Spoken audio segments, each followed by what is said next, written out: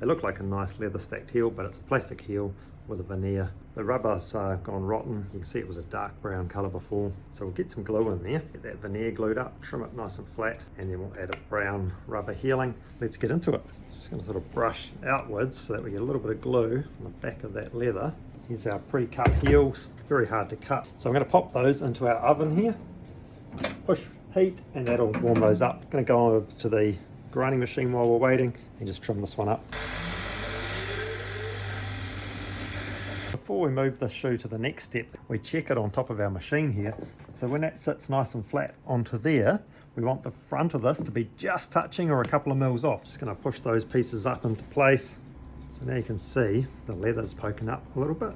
So we're going to go and grind that nice and flat. So now we'll just check that they are both the same height still. That's what we want. We'll go ahead and glue both of them. This is the other shoe. A couple of little bits of loose leather there. While we're waiting for that glue to dry, we'll take a quick look at what the apprentice is up to.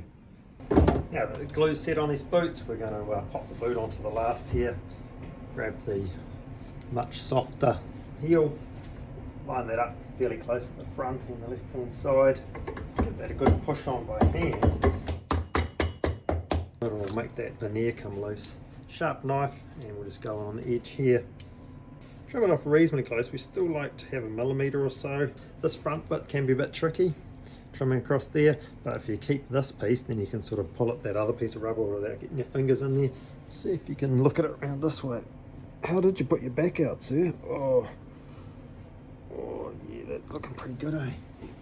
That way you get a nice edge on that front just with a knife cut, no mucking about with the sander.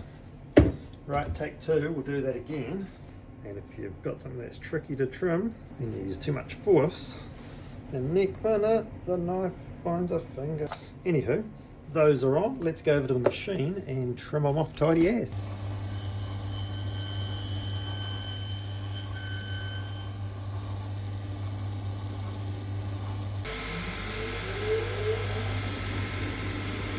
That was just taking the burr off, so it's got a nice smooth edge. Now we'll give them a bit of a tidy up. As far as a polish, we're not going to do much to the uppers obviously, but this just looks a bit dry and gnarly, so we're going to grab neutral shoe cream with a little sponge applicator and just wipe that on there.